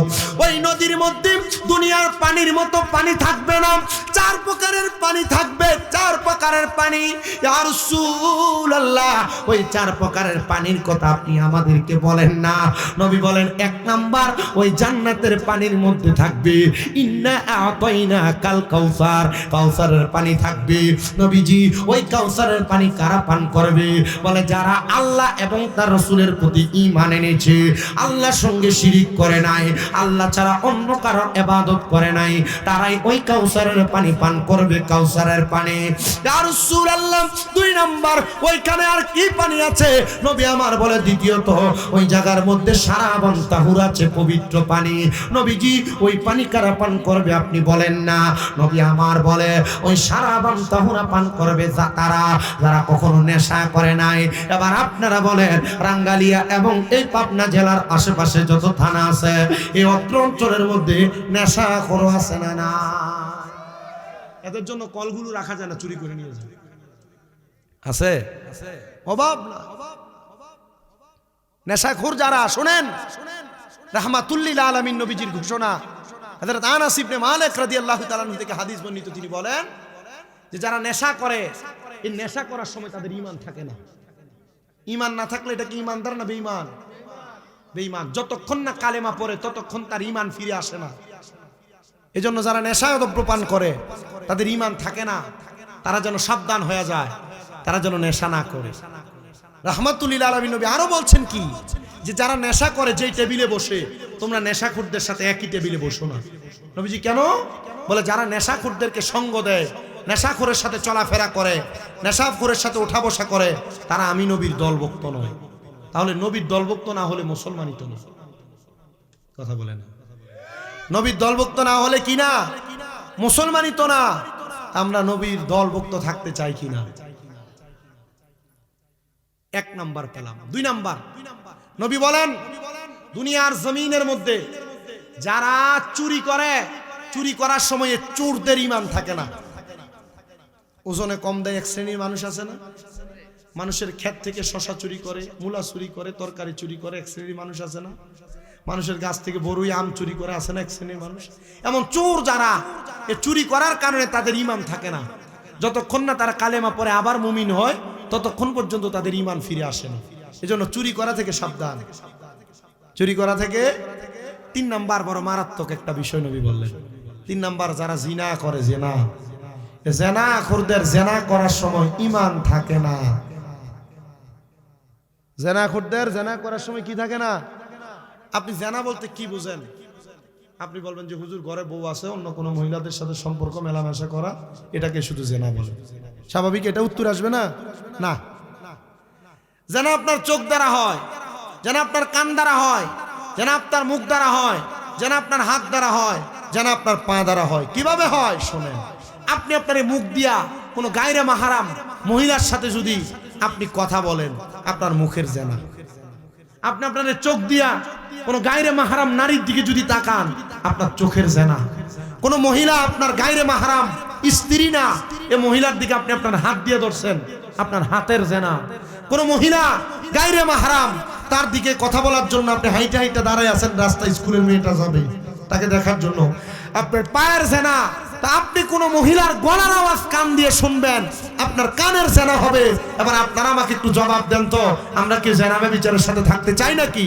না, আমরা থাকতে চাই না। তাহলে জেনা ব্যভিচারের কারণে ঈমান চলে যায়। আমরা এমন জেনা থেকে আল্লাহ আমাদেরকে দূরে রাখেন। জোরে পড়েন আমিন। সবাই মহব্বতে পড়েন আমিন। প্রিয় মুসলমান ভাইরা আমার, আমি বুঝতেছি না আপনারা কেমন বয়ান শ্রবণ করতে পছন্দ করেন, তবে আমি আমার বয়ানটা শেষ করব যদি আপনারা আমাকে আর অল্প একটু সময় দেন। আল্লাহর নবী রাহমাতুল্লিল আলামিন নবী বলেন, মুমিন বান্দা মুত্তাকি বান্দাটাকে যখন নিয়ে যাওয়া হবে, মুমিন বান্দা মুত্তাকি বান্দাটারে নিয়ে যাওয়ার সাথে সাথে মুমিন বান্দাটার জন্য জান্নাতের পুরস্কার দেওয়া হবে। তাহলে 2টা পানির কথা বললাম। 3 নাম্বার আরেকটা পানি আছে, যেই পানিটার নাম হলো জান্নাতের লাবান, মানে জান্নাতের দুধ। নবীজি, জান্নাতের দুধ কারা কারা পান করবে? বলে, যারা কখনো পরের হক মেরে মেরে খায় নাই, জমি দখল করে নাই, এরা ওই জান্নাতের পানিটা, দুধটা পান করবে। আর 4 নাম্বার, জান্নাতের মধু, ওই জান্নাতের মধু তারা পান করবে যারা দুনিয়ার জমিনের মধ্যে কখনো মিথ্যা কথা বলে নাই, জবান দ্বারা মন্দ কথা বলে নাই, গালিগালাজ করে নাই, তারাই ওই জান্নাতের মধুগুলা পান করবে। শুনেন আমার এই রাঙ্গালিয়ার জান্নাতের বাগানের বাবা বন্ধুরা, মুসলমান ইমানদারেরা, ওই জান্নাতের পানি যদি আপনারা পান করতে চান, আপনারা আপনাদের ঈমানটাকে পরিপূর্ণ বানান, ঈমানটাকে পরিপূর্ণ বানান। সাহাবায়ে কারাম নবীজিকে প্রশ্ন করেন, ইয়া রাসূলুল্লাহ, মায়ার নবী রাহমাতুল লিল আলামিন নবীজি, ওই জান্নাতের মধ্যে কারা কারা থাকবে আপনি তাদের পরিচয় বলেন। বলে দুই প্রকারের ব্যক্তি জান্নাতের মধ্যে থাকবে, রাদিয়াল্লাহু আনহুম ওয়া রাদু আন, যারা আল্লাহকে খুশি করতে পেরেছে, আল্লাহ যাদের প্রতি রাজি খুশি হয়েছে, অথবা যারা আল্লাহর প্রতি রাজি হয়েছে, আল্লাহ যাদের প্রতি রাজি হয়েছে, তারাই ওই জান্নাতের মধ্যে থাকবে। তারা কারা, তাদের পরিচয় কি? বলে যালিকা লিমান খাশিয়া রাব্বা, তারা হলো ওই ব্যক্তি তারা দুনিয়াতে আল্লাহকে সবচাইতে বেশি ভয় করেছে। আল্লাহকে রাজি খুশি করার জন্য আপনাকে আমাকে দুনিয়াতে যেই কর্মকাণ্ডগুলো করা প্রয়োজন মুমিন মুসলমান, এর মধ্যে আল্লাহর কোরআন আপনাকে সর্বপ্রথম জিহাদের আদেশ করে। তো জিহাদ করার মতো অবস্থা তো বাংলাদেশে এখন দেখা যাচ্ছে না, তবে জিহাদ হলো সবচাইতে বড় জিহাদ। হাদিসে মুবারাকা হযরত আব্দুল্লাহ ইবনে মাসউদ রাদিয়াল্লাহু তাআলা আনহু থেকে হাদিস বর্ণিত, তিনি বলেন সবচাইতে বড় জিহাদ হলো একটা মানুষ তার নফসের সাথে জিহাদ করা। নফসের সাথে আপনার মন চাইতেছে কোন অবৈধ নারীর সাথে মেলামেশা করা, আপনার মন চাইতেছে গান বাদ্য করা, আপনার মন চাইতেছে গুনাহ করা, কিন্তু আপনি যদি বলেন না না না আমি এই গুনার কাজটা করব না, আমি আমার নফসের সাথে যুদ্ধ করে গুনাহকে ত্যাগ করে দিয়ে আমি আল্লাহ তাআলার ইবাদত করব, এটার মতো যুদ্ধ পৃথিবীতে আর কোনো কিছু নাই। এই নফসের প্রতি যুদ্ধটা যখন আপনি করে আল্লাহর কাছে যখন আপনি আপনাকে প্রেজেন্ট করতে পারবেন, আপনি হবেন সবচাইতে বড় মুত্তাকি, সবচাইতে বড় আবেদ, সবচাইতে বড় মুমিন, সবচাইতে বড় পরহেজগার। ওগো রাহমাতুল লিল আলামিন নবী, আপনি আমাদেরকে আরো কিছু মুত্তাকি আল্লাহকে খুশি করনেওয়ালা ব্যক্তির পরিচয় দেন। বলে এর মধ্যে আর এক প্রকার ব্যক্তি আছে যারা আল্লাহকে রাজি খুশি করতে পারে, তারা আর কেউ না, সাধারণ কোনো মানুষ না, তারা হলো রেদার রব্বি ফি রিদাল ওয়ালিদাইন। দুনিয়ার জমিনের মধ্যে তারা যদি তাদের মা বাবাকে সন্তুষ্ট করে খুশি করে, আমার আল্লাহ তাদের প্রতি সন্তুষ্ট হয়ে যায়, রাজি হয়ে যায়, খুশি হয়ে যায়। কেমনে সন্তুষ্ট করবেন? হুজুর আমার মা নাই, আমার বাবা নাই, তারা কবরের বাসিন্দা, আমি সন্তুষ্ট করার মতো কোনো উপায় নাই।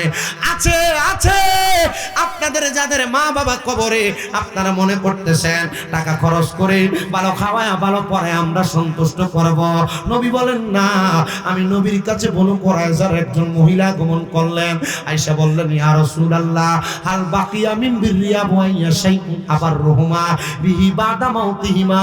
নবীজি আমাদের মা বাবা ইন্তেকাল করেছে, ইন্তেকালের পরে আমাদের কোনো দায়িত্ব আছে কিনা?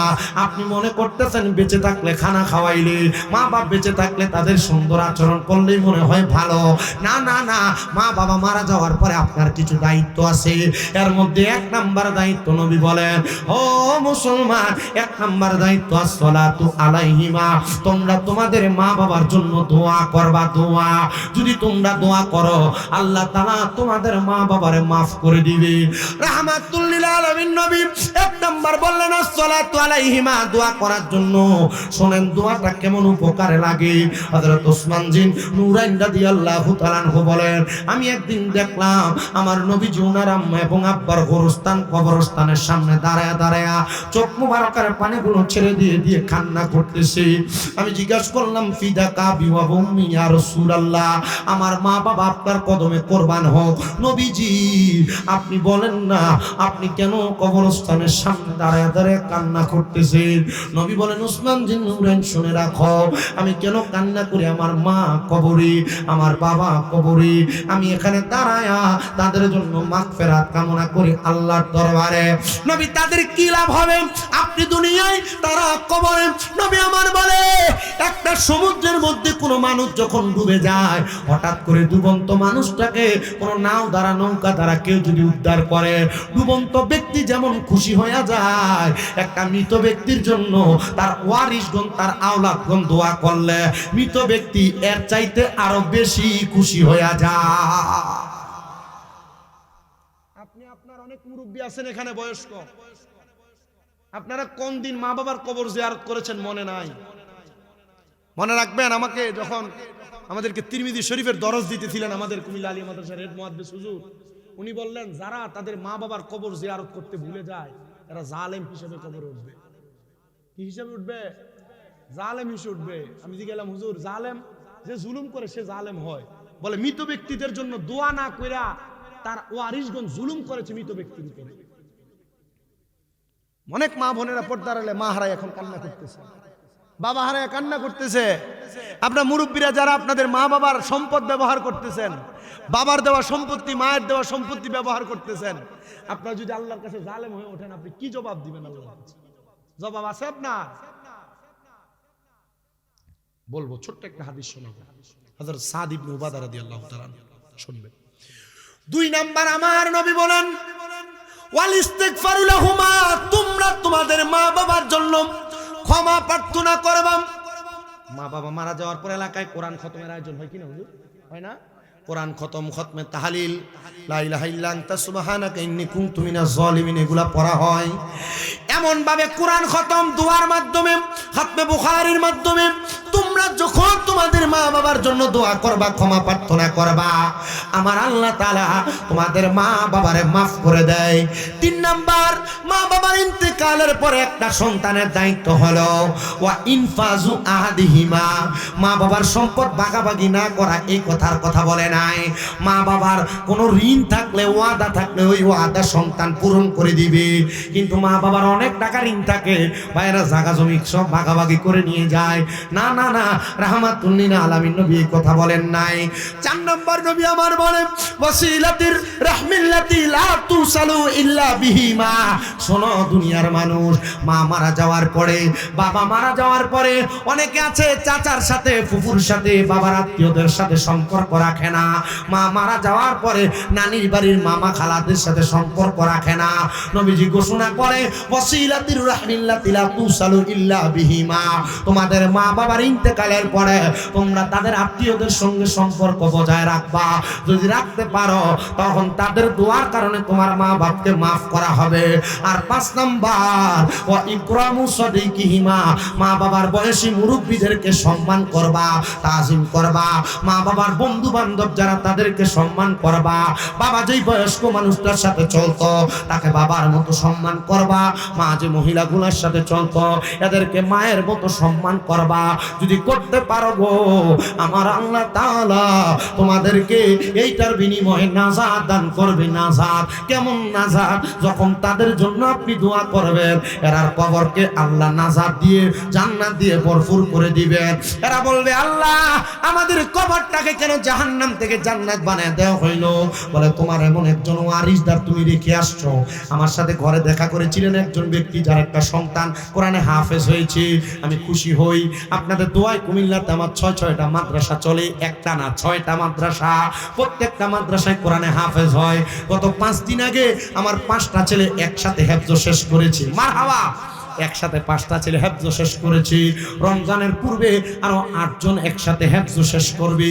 জানেন, আমি এগুলা দেখে বড় খুশি হই, কারণ এরা যখন দোয়া করবে, এদের দোয়ায় আল্লাহ আমাকেও মাফ করবে।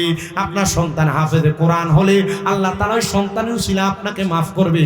আলেমের বাবা হলে আপনাকে মাফ করবে, আলেমের মা হলে আপনাকে মাফ করবে। এজন্য আবদার রাখি, আপনারা একটু আলেমের মা বাবা হওয়ার চেষ্টা করবেন। লাভ আছে, বড় লাভ আছে, বড় লাভ আছে। বলে, হুজুর কেন? বলে, যখন কবরবাসীরা দেখবে আপনার দোয়ার কারণে কবরবাসীদেরকে মাফ করে দেওয়া হয়েছে, তখন কবরবাসীরা কবর থেকে বলবে, ওয়া মাগফিরাতু লাহুমা, আল্লাহ যাদের উসিলে আপনি আমাদেরকে মাফ করেছেন, আপনি তাদেরকেও মাফ করে দেন। আমি আপনি আল্লাহকে দেখি না, পাই না, আর ওরা কবর থেকে সরাসরি ফেরেশতার কাছে আবেদন করবে। ফেরেশতারা আল্লাহকে বলবে, আল্লাহ এরা বলছে যার উসিলে তাদেরকে মাফ করা হয়েছে, আপনি তাকেও মাফ করে দেন। আপনি দুনিয়া থেকে দোয়া করবেন কবরবাসীর জন্য, কবরবাসীরা দোয়া করবে আপনার জন্য। আল্লাহ তাআলা কবরবাসীর কথার বিনিময়ে আপনাকে মাফ করবে। তাহলে আমরা কবরবাসীর জন্য দোয়া করব, কবরবাসীর লাভের জন্য না আমাদের লাভের জন্য? কবরবাসীদের জন্য দোয়া করলে লাভ কার হুজুর? আমাদের না, আমাদের নিজের লাভ। আপনারা আমার মাহফিলের ওয়াজের থেকে যদি সময় পান, সুযোগ পান, আমার জুমার অনেক আলোচনা আছে ইউটিউবে। এক একটা বিষয় এক এক সময় আলোচনা, এক একটা বিষয় এক এক সময় বয়ান। আমার প্রত্যেকটা জায়গায় প্রত্যেকটা কথা আছে। আপনার চেষ্টা করবেন বুঝতে, চেষ্টা করবেন শুনতে, যদি সম্ভব হয়। বাবাজি, ওয়াজ মাহফিলের ময়দান বর্তমান ফিতনা ফাসাদ অনেক হচ্ছে। তা আমার কথা হচ্ছে, আমার যে কথাটা আপনার ভালো লাগবে আপনি সেটা মানবেন, যেটা ভালো লাগবে না সেটা মানার দরকার নেই। ঠিক আছে না? ঠিক আছে না? যেটা ভালো লাগবে এটা মানবেন। আপনি দোয়া করলে আপনার লাভ। তো হযরত সাদ ইবনে উবাদা রাদিয়াল্লাহু তাআলা নবীজির কলিজার টুকরা একজন সাহাবী, নবীজি ওনাকে পাঠাইলেন যুদ্ধ করার জন্য। কি করার জন্য? যুদ্ধ করার জন্য পাঠাইলেন। সাদ ইবনে উবাদা রাদিয়াল্লাহু তাআলা আনহু যুদ্ধ থেকে ফিরে আসছেন। ফিরে আইসা নবীজির দরবার থেকে দেখা করে বাড়িতে চলে গেছে। বাড়িতে যা দেখেন সাদ ইবনে উবাদা ডাক দে, মা ওঠেন না, দরজা খোলেন। এলাকার মানুষ এসে খবর দে, সাদ তোমার মা তো মারা গেছে। যুদ্ধ থেকে আসার পরে খবর শুনলে কলিজাতে কষ্ট কম না বেশি? খুব বেশি কষ্ট। সাদ ইবনে উবাদা কান্নারত অবস্থায় নবীজির দরবারে গেলেন আর বললেন, ইয়া রাসূলুল্লাহ, আমার মা মারা গেছেন, আমার বাবা আমি যুদ্ধে যাওয়ার আগে ইন্তেকাল করেছেন। ও নবী, আপনি বলেন আমার মা যে মারা গেছেন, আমি আমার মায়ের জন্য কি করব? আমি জানাজাও দিতে পারি নাই, মা কবরী। নবী আমার বলেন, সাদ ইবনে উবাদা, তুমি তোমার মায়ের পক্ষ থেকে সাদাকা করে দাও। সাদ ইবনে উবাদা বলেন, নবী আপনি সাক্ষী থাকেন, আপনি সাক্ষী থাকেন, আপনি সাক্ষী থাকেন। আমার একটা খেজুরের বাগান আছে যার নাম হলো মিখওয়াদা। ওই খেজুরের বাগানটা আমি আমার মায়ের জন্য আল্লাহর হস্তে সদকা করে দিলাম। নবী আমার বলেন, সাদ ইবনে উবাদা তুমিও সাক্ষী থাকো, এই খেজুরের বাগান থেকে যত মানুষ খেজুর আহার করবে আল্লাহ তাআলা এটার সওয়াব তোমার আম্মার আমল নামায় দিবে। পরের দিন সকালবেলা সাদ ইবনে উবাদা নবীর দরবারে দৌড়ে আসলেন। আল্লাহর হাবিব আপনি বলেন, আমি স্বপ্ন দেখলাম আমার মা বড় সুন্দর সুন্দর খাবার নিয়ে একটা জান্নাতের বাগানে বসে আছে, অসংখ্য হুর গিলমানরা আমার মায়ের পাশে। নবীজি এটার কারণটা কি, ব্যাখ্যাটা আপনি করে দেন। নবী বলেন, সাদ ইবনে উবাদা এটার অন্য কোনো ব্যাখ্যা না, তুমি যে বাগান দান করেছো, তুমি দান করার পরবর্তী সময় ছিল রাত্রিবেলা। রাত্রিবেলা তোমার খেজুরের বাগান থেকে অনেকগুলা পাখি খেজুর আহার করেছে, আর আমার আল্লাহ তাআলা এই পাখিগুলা খেজুর আহার করার কারণে তুমি সাদের মার কবর জান্নাতের বাগান বানিয়ে দিছি, এবং তোমার মায়ের কবরে পাখি খেজুর খাওয়ার কারণে আল্লাহ তাআলা জান্নাতি খাবারের ব্যবস্থা করে দিয়েছে। এখানে আপনারা অনেকেই বসেছেন যাদের মা নাই, যাদের বাবা নাই। মা বাবা আপনারা অসংখ্য সম্পদ দিয়ে গেছে, আপনাকে থাকার জন্য দিয়ে যায় নাই, শুধু মা বাবার জন্য মাগফিরাত কামনা করার জন্য দিয়ে গেছে। মা বাবার দেওয়া জায়গা জমিতে আপনি বসবাস করতেছেন।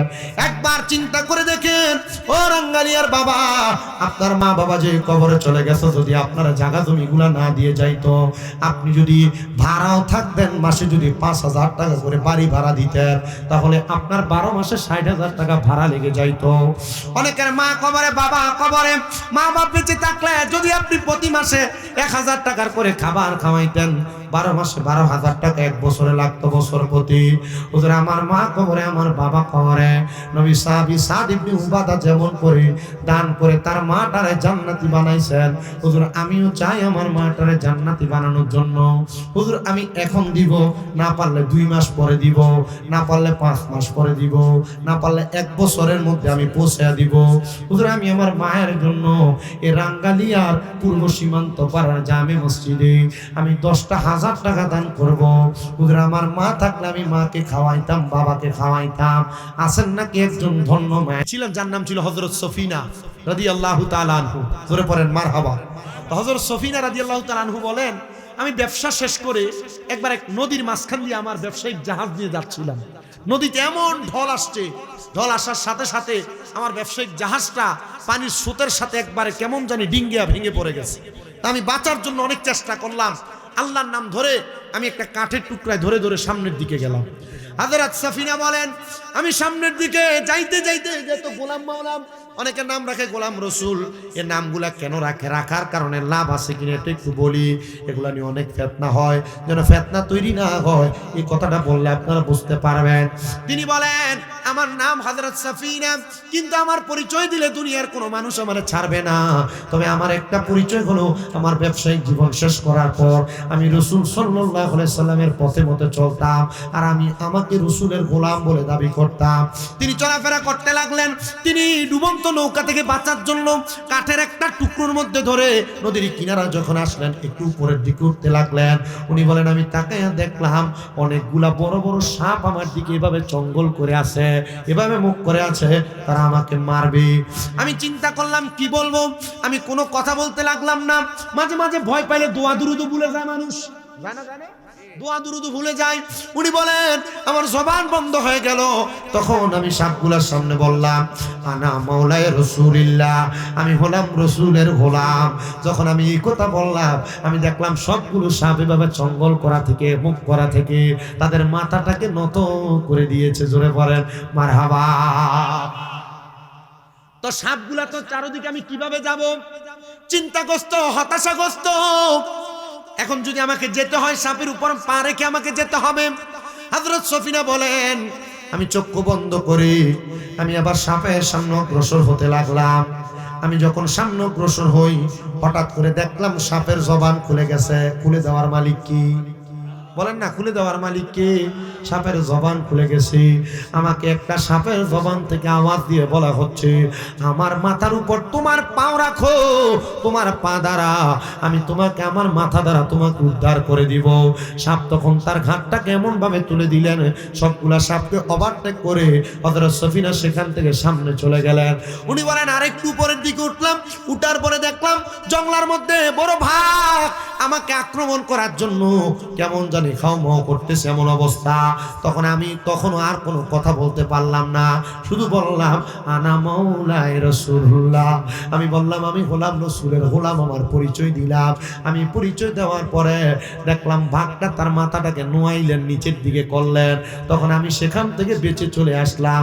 তারপর থেকে বসলাম মাওলার গোলাম, রাসূলের পাকের গোলাম যারা, তাদেরকে আমার আল্লাহ তাআলা গায়েবীভাবে সহযোগিতা করে। আর যারা এমন পরিচয় দেয়, তাদেরকে দুনিয়ার সব মানুষও ভয় পায়, বন জঙ্গলার পশু পাখিও ভয় পায়। এবার আপনারা বলেন, আল্লাহ রাসূলের গোলাম হতে পেরে আমরা সবাই খুশি নাকি বেজার? প্রিয় মুহাম্মদ, ত্রিভুবনের প্রিয় মুহাম্মদ এলো রে দুনিয়ায়। আয় রে সাগর আকাশ বাতাস দেখি যদি,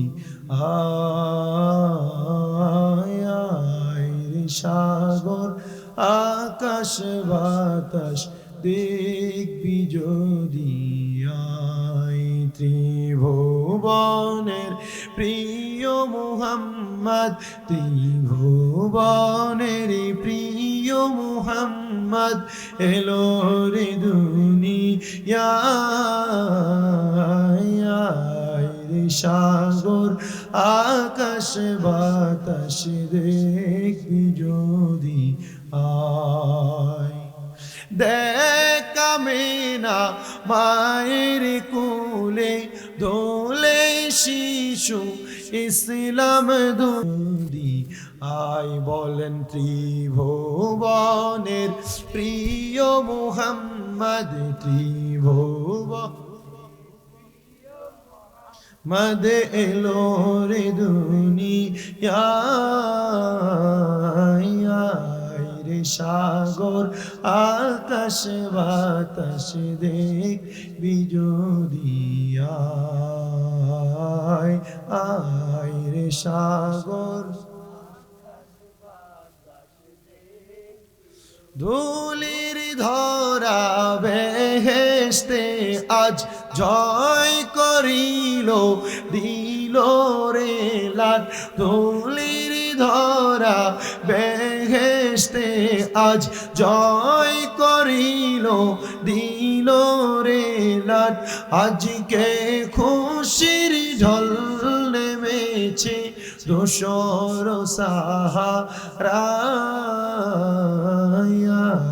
রে সাগর আকাশ বাতাস দেখবি যদি, আয়। আল্লাহুম্মা আমিন, আল্লাহুম্মা আমিন। আলহামদুলিল্লাহি রাব্বিল আলামিন, আসসালাতু ওয়াসসালামু আলা রাসূলিহিল কারীম ربنا ظلمنا أنفسنا وإن لم تغفر لنا وترحمنا لنكونن من الخاسرين ربنا تقبل دعائنا ودعاء مغفراتنا ورحمتنا ربنا تقبل دعاء رب ارحمهما كما ربياني صغيرا या इलाही रहम फरमा मुस्तफा की वास्ते खोल दे दरवाज़े रहमत गदा की वास्ते रहमतुल लिल आलमीन खत मेरे सुलझाने जहाँ अहमद हामिद मुहम्मद मुस्तफ़ा की वास्ते रब्बुल आलामीन আল্লাহ রহমতের নজর করে তাকিয়ে দেখেন এই পাবনা জেলার অন্তর্গত ভাঙ্গুরা থানাধীন রাঙ্গালিয়া পূর্ব সীমান্ত পাড়া জামে মসজিদের উন্নতি কল্পে 17তম ইসলামী জলসার জান্নাতের বাগানের মধ্যে পৃথিবীর শ্রেষ্ঠ মানুষ উলামায়ে কেরাম তালেবুল ইলম বিশেষ করে দাড়ি পাকা মুরব্বী বাবারা যুবক নওজোয়ান ভাইরা ছোট ছোট মাসুম বাচ্চারা পর্দার অন্তরালে আমার কথা বলা সরলা মা বোনেরা হাত বাড়িয়ে দিয়েছেন গো আল্লাহ যার হাত তোমার দরবারে মায়া লাগে পছন্দ হয় ওই হাতের উসিলে আমাদের প্রত্যেকের জীবনের গুনাহগুলো তুমি মাফ করে দাও আল্লাহ তুমি যদি আমাদেরকে মাফ করে দাও কারোর কাছে কোনো জবাবদিহিতা করা লাগবে না যদি আমাদেরকে মাফ করে রহমত দিয়ে ভরপুর করে দাও তোমার রহমতের কোনো কমতি হবে না তোমার রহমানুর রহিম নামের খাতিরে আল্লাহ আমাদের প্রত্যেকের জীবনের গুনাহ খাতা কুসুরগুলো তুমি মাফ করে দাও আল্লাহ বিশেষ করে ফরিয়াদ তোমার দরবারে দুনিয়ার জমিনের মধ্যে কোনো ভিক্ষুক এক দরজার মধ্যে ভিক্ষা না পাইলে অন্য দরজার মধ্যে যাই আল্লাহ তুমি ছাড়া আমাদের কোনো রব নাই আল্লাহ আমি ছাড়া তোমার অনেক বান্দা আছে গো আল্লাহ তোমার দরজা থেকে যদি আমাদেরকে তাড়াইয়া দাও আল্লাহ আমরা কার কাছে যে হাত বাড়াইয়া দিব আল্লাহ রাব্বে কারীম ফরিয়াদ তোমার দরবারে আকে নামদার তাজদারে মদিনা হুজুরপুর নূর মুহাম্মদ মুস্তাফা আহমদ মুস্তাফা সাল্লাল্লাহু আলাইহি ওয়াসাল্লাম নবীজির ওসিলায় আমাদের মুনাজাত তোমার দরবারে কবুল আর মঞ্জুর করে নাও আল্লাহ আজকের মুনাজাতের মধ্যে এমন অনেক সন্তানের হাত বাড়াইছেন যে সন্তানদের জগতের মধ্যে বাবা নাই যে বাবা মাথার গাম পায়ে ফালায়া সন্তানকে মানুষের মতো মানুষ করার জন্য নিজের রক্তকে পানি বানাইছে আল্লাহ যাদের এমন বাবা যেন কবরের বাসিন্দা আল্লাহ এমন বাবার কবর জান্নাতের বাগান বানায়া দাও আল্লাহ ফরিয়াদ তোমার দরবারে কে জানি হাত বাড়াইছে কার জানি মা নাই যেই মা 10 মাস 10 দিন গর্ভে ধারণ করে সন্তানের প্রসব বেদনা সহ্য করতে মার বড় কষ্ট হয়ে গেছে আল্লাহ যাদের এমন মা দুঃখিনী কবরে আমার কবর নাজাতের ফয়সালা করে দাও দাদা দাদির বংশ নানা নানির বংশধর আত্মীয় স্বজন যারা কবরে আল্লাহ প্রত্যেকের কবর নাজাতের ফয়সালা করো রব্বুল আলামিন বিশেষ করে রাঙ্গালিয়া পূর্ব সীমান্ত পাড়া জামে মসজিদের এই জান্নাতের বাগান ইসলামী জলসা মাহফিলের মধ্যে যারা টাকা দিয়ে পয়সা দিয়ে শ্রম দিয়ে বুদ্ধি দিয়ে পরামর্শ দিয়ে মাইক দিয়ে লাইট দিয়ে প্যান্ডেল দিয়ে বিশেষ করে মিডিয়ার বাইরে সম্মানিত শ্রোতা মণ্ডলী পুরুষেরা পর্দার আড়ালের মা বোনেরা আল্লাহ প্রত্যেকের খাস দোয়াগুলো তোমার দরবারে বকশিশ করলাম কবুল মঞ্জুর করে নাও মসজিদের উন্নয়ন কল্পে 1 টাকা থেকে শুরু করে হাজার হাজার টাকা যারা যারা দান করেছে আল্লাহ পেঁয়াজ দিয়েছে ধান দিয়েছে গম দিয়ে সহযোগিতা করেছে আল্লাহ তাদের প্রত্যেকের দানগুলো তোমার দরবারে কবুল আর মঞ্জুর করে নাও অনেকের ব্যবসা বাণিজ্যের মধ্যে বরকত দান করে দাও কামাই রুজির মধ্যে বরকত দান করো অনেক প্রবাসীরা বিদেশ থেকে দোয়া চায় আল্লাহ প্রবাসীদের খাস দোয়াগুলো তোমার দরবারে কবুল মঞ্জুর করে নাও এ মাহফিলে জান্নাতের বাগান ইসলামী জলসা 17তম জলসা কিয়ামতের আগ পর্যন্ত জলসাকে তুমি দায়েম এবং কায়েম রাখো মসজিদ কমিটি মাহফিল কমিটি জামিয়া কমিটি আল্লাহ প্রত্যেককে তুমি উত্তম বারাকা উত্তম জাযা নসিব করে দাও আল্লাহ মরণ দিবা দুঃখ নাই মরণের আগে বারবার মক্কা মদিনা তাওয়াফ জিয়ারত নসিব করে আল্লাহ মক্কা মদিনা না দেখে মারা গেলে আমাদের রূহটা মদিনা মদিনা বলে খানবা করবে আল্লাহ ফরিয়াদ তোমার দরবারে আল্লাহ তোমার কাবায় বাইতুল্লাহ না দেখে আমাদেরকে মরণ দিও না আর যারা দেখেছে তাদেরকে বারবার দেখার মতো সুযোগ করে দাও ফরিয়াদ তোমার দরবারে আমার যে মা বোনেরা দোয়া চাই তাদের দোয়া কবুল ও মঞ্জুর করে আমাদের প্রত্যেকের আখিরি জবানে মরণের আগে পড়ে দিয়েন লা ইলাহা ইল্লাল্লাহ মুহাম্মাদুর রাসূলুল্লাহ সাল্লাল্লাহু আলাইহি ওয়াসাল্লাম আসসালামু আলাইকুম ওয়া রাহমাতুল্লাহি